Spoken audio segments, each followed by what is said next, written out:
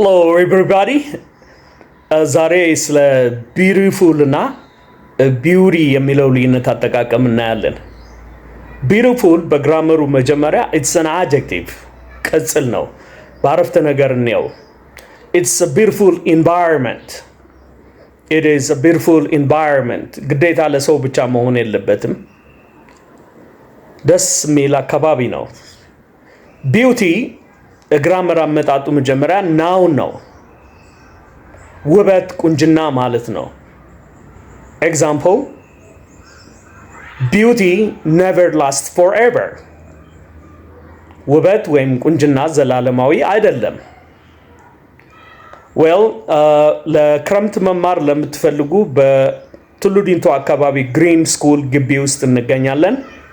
እንዲሁም ደግሞ በደም ህንፃ ሁለተኛ ፎቅ ቦሌ ሚካኤል አካባቢ ያለን።